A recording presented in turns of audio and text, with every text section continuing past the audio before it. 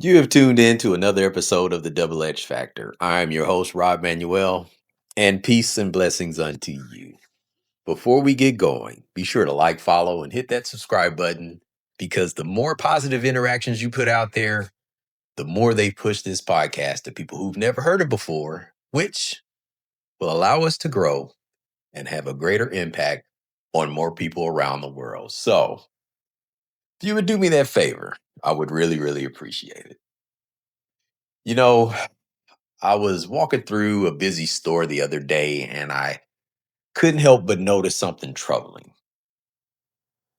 Everywhere I looked, I saw talented people, brilliant minds, creative souls, natural born leaders, just going through the motions, punching time clocks, following the crowd, keeping their heads down. And it got me to thinking,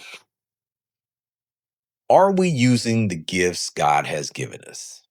Now, I want you to know something. I know what you might be thinking right now.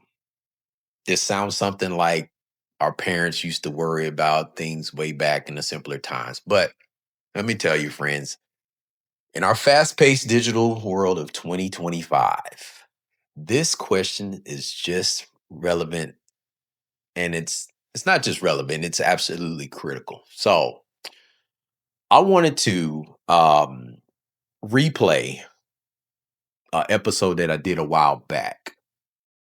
See, we're living in unprecedented times, and it's fitting for where we are today. We've got artificial intelligence changing how we work, social media's just telling us who we should be, and a culture that seems to value conformity over calling. But here's the thing: your gifts, those unique abilities and passions that the Almighty placed in your heart, they weren't meant to gather dust on some shelf while you scroll through life. See,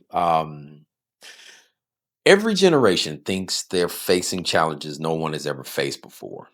But the truth is, whether it's 1955 or 2025, people have always struggled with the same fundamental question: am I living the life I was meant to live? Am I using what I've been given to make a difference?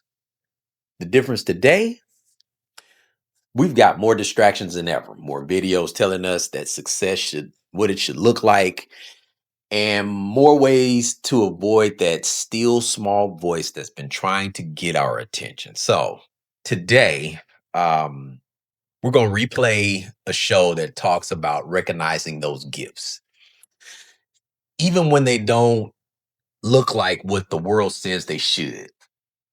We'll discuss why so many of us bury our talents under fear, comparison, and the pressure to fit in.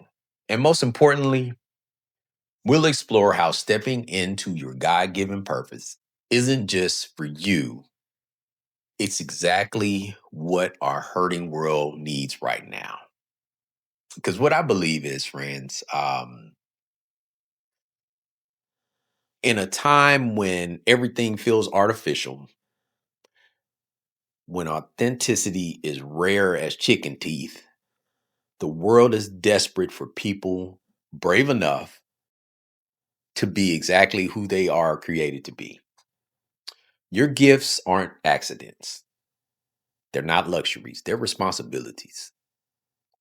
This is your reminder that you were made for something beautiful. The question is, what are you going to do about it? So, sit back and enjoy one of our most popular episodes, Unlocking Your Potential: The Power of Using Your Gifts for a Greater Purpose.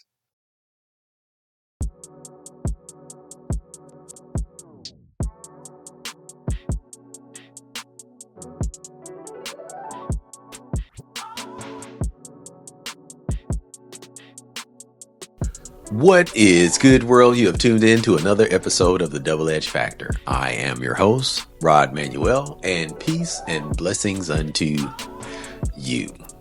Before we get going, be sure to like, follow, and hit that subscribe button to never miss another episode. Or you can find the Double Edge Factor on linktree.com, where you will have access to all of our social media outlets. You know, I was driving home the other day, and I passed by an old piano sitting on someone's curb. It was tagged free. Probably on its way to a landfill, I'm sure. Had beautiful wood grain, right? Just needed some love and some tuning. And it got me to thinking, how many of us are like that piano? Full of potential, designed with purpose, but somehow left unused. Our gifts just collecting dust. So my question to you is, are we truly using the gifts that God has blessed us with? Each of us has we've been uniquely crafted by our Creator. We have abilities, talents, and qualities that no one else possesses in quite the same way. Maybe you have a gift for listening. Maybe you have a gift for numbers, or creativity, or for teaching, or for encouragement. Some for organization, some for healing. But the question isn't whether you have the gifts. The question is, what are you doing with them?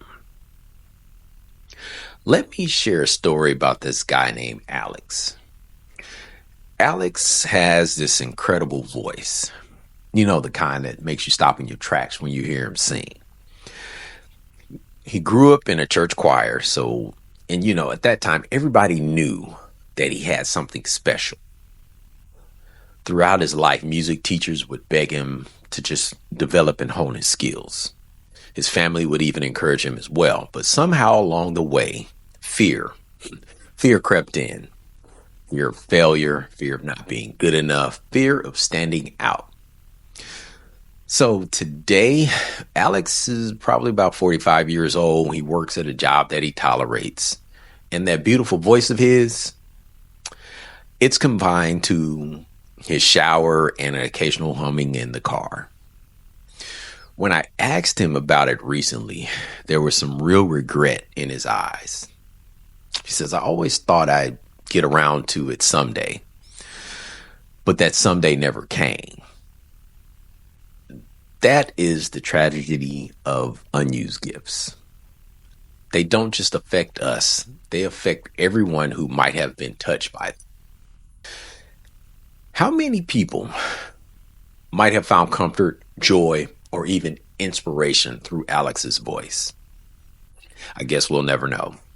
Or consider Sandra. Sandra has this extraordinary gift for mathematics. Something not many people have.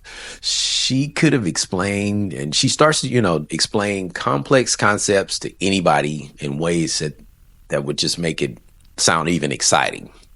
But she downplayed her talent, thinking it wasn't important enough. It just wasn't important enough for her to do something serious with. Today, countless students could have discovered the beauty of mathematics under her guidance, but they never will.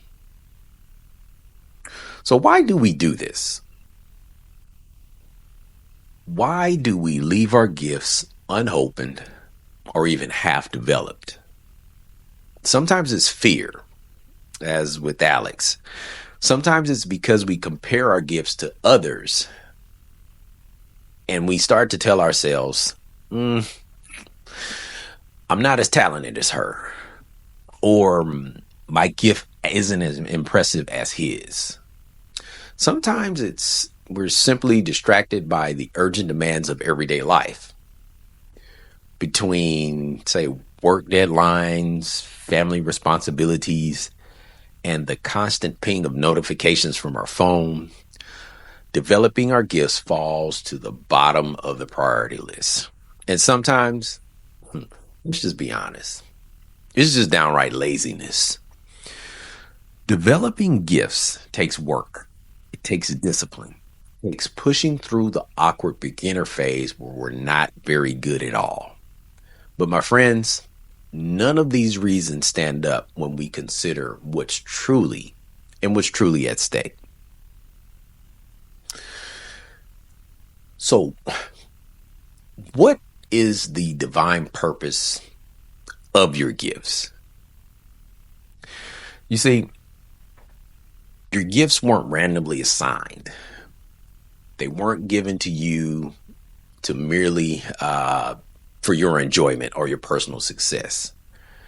They were entrusted to you for a greater purpose. And that purpose is to serve others and glorify God. Think about it this way. When you receive a gift for Christmas, what is the proper response?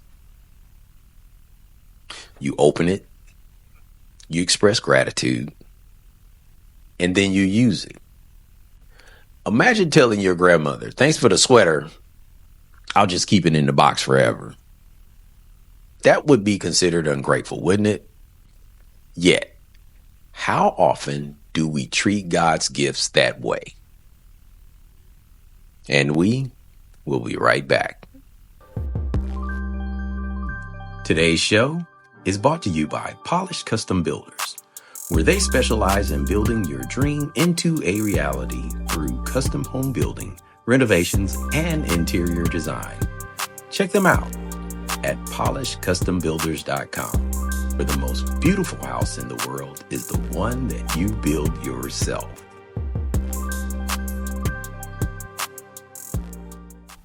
And we are back.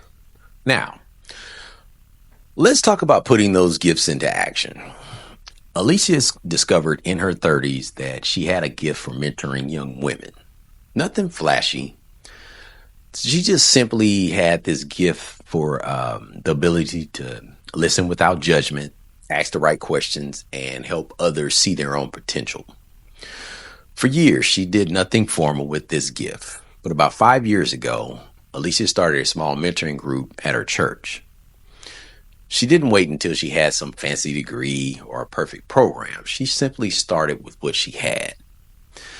Today, more than 50 young women have been through Alicia's mentoring program. She's helped them overcome addiction. Others have found their courage to finish their education. And some even left abusive relationships. Several have gone on to become mentors themselves, creating this beautiful ripple effect. And that is the power of one person using their gift. Consider Travis. Travis has always been good with his hands. He's fixing things, building things. When he retired due to a company downsizing, he could have just stayed in his garage and just piddled around, right? But instead, he started volunteering with a housing ministry, teaching young people basic construction skills while helping provide homes for families in need. The houses that Travis helped build provided shelter. The skills that he taught provided livelihoods. But perhaps the most important thing was his willingness to share his gifts, and that provided hope. This is a living demonstration that one person using what God gave make a tangible difference.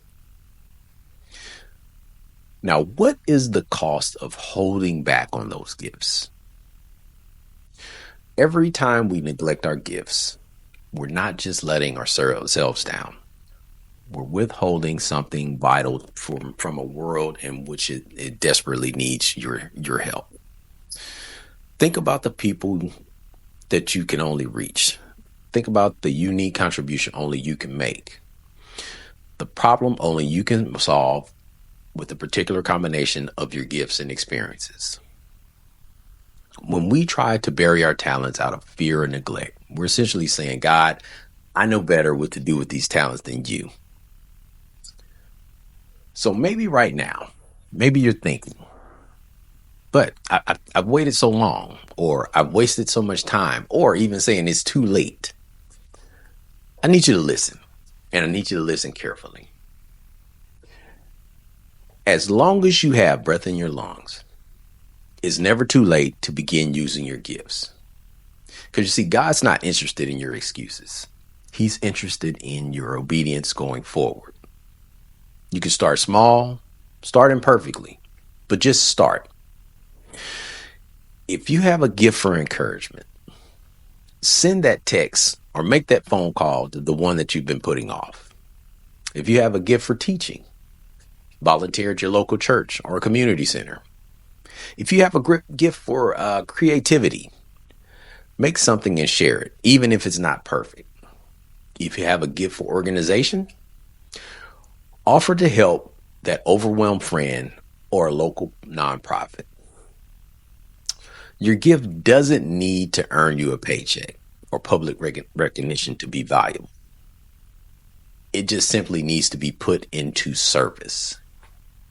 So as we close this episode, I want to leave you with the words of Apostle Peter, who understood clearly the purpose and urgency of using our God-given gifts. 1 Peter 4:10 and 11, he says, each of you should use whatever gift you have received to serve others as faithful stewards of God's grace in its various forms. If anyone speaks, they should do so as one who speaks with the very words of God. If anyone who serves, they should do so with the strength God provides, so that in all things God may be praised through Jesus Christ. Did you catch that? Each of you should use whatever gift you have received to serve others. Not might, not could, not when you feel ready, or even when it's convenient. Should. It's a divine imperative. And why? So that in all things God may be praised. Our gifts, properly used, don't point to us. They point to the giver. Friends, as you go about your week, I want to challenge you to do some honest reflecting, right? What gifts has God entrusted you that might be sitting unused? What fears or excuses that you've used have kept you from developing? Who might be waiting, perhaps without even knowing it, for you to step into the fullness of what God has equipped you to do? So don't let another day go by without unwrapping the gifts you've been given. The world needs only what you can offer. Until next time, this is Rod Manuel. And it would mean the world to me if you would just share this episode with just one person. And hey, let's be more than podcast friends. Hit that subscribe button to never miss another episode, or find the Double Edge Factor on linktree.com, where you can have access all of our social media outlets. And I'll leave you with this, my friends. Be intentional with your words, your thoughts, and your actions, and always find a way to be a blessing to someone else today.